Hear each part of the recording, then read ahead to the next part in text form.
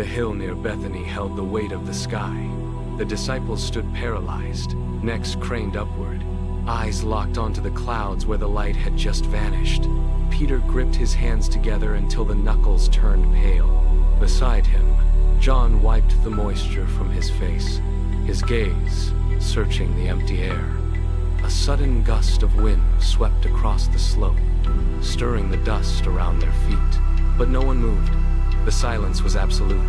They turned away at last, walking in a tight, quiet knot back toward the gates of Jerusalem. The city streets were indifferent to their presence, bustling with the noise of trade and travel.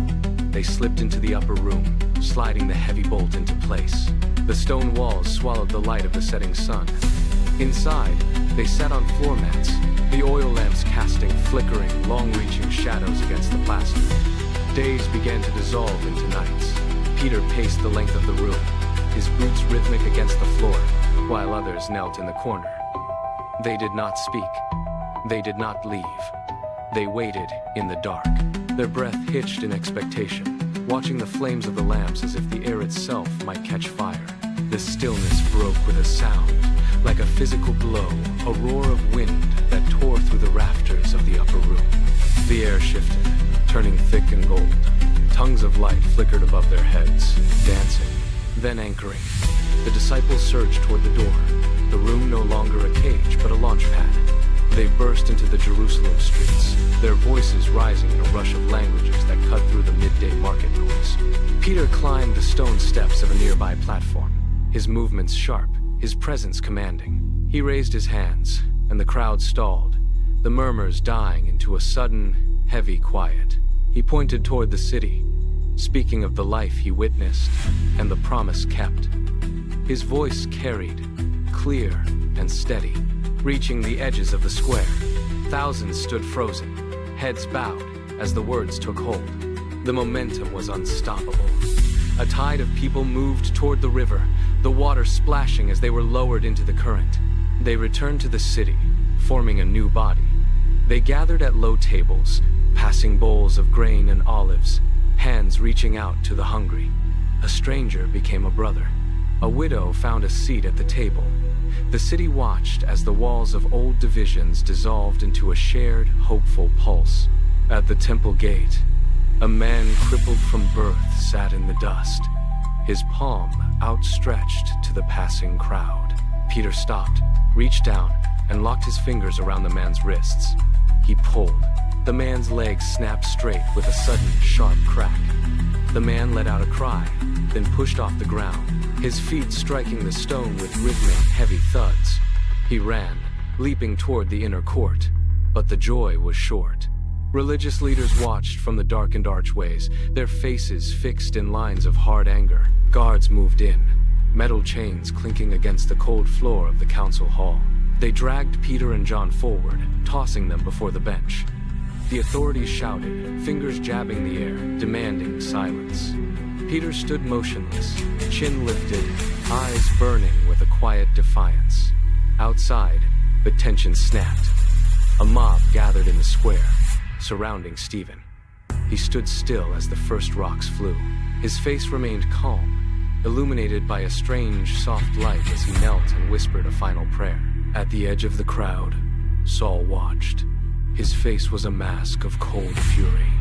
He turned, mounted his horse, and the iron of his gear glinted in the harsh sun as he rode toward the horizon to hunt the rest.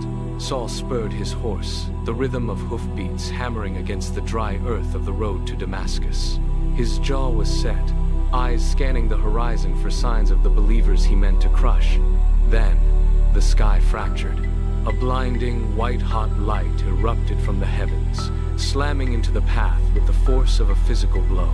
Saul was thrown backward, landing hard in the dirt.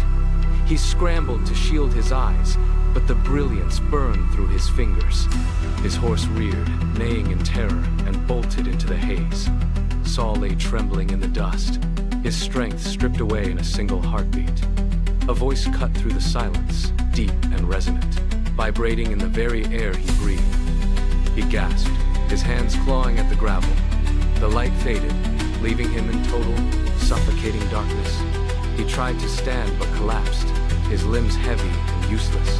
Men from his escort moved in, their boots crunching on the stones, and pulled him to his feet. He was blind. They gripped his arms, leading him like a child toward the city gates. In a quiet, darkened room, Ananias approached him. He reached out, placing his calloused hands on Saul's shoulders. Something like scales slid from Saul's eyes, hitting the floor. He blinked, the world flooding back in color. He stood, his breathing steady, a man reborn in the water and the spirit. Paul stepped onto the wooden deck, the salt spray stinging his face as the ship pitched violently in the Mediterranean gale. He held his position near the mast, his silhouette unmoving against the crashing waves. He traveled across mountain passes, his boots wearing thin against the jagged rock, driven by a singular purpose. But the road ended in a damp, dark Roman prison. Iron rings bit into his wrists, tethering him to the stone wall. He sat in the gloom, listening to the rhythmic dripping of water.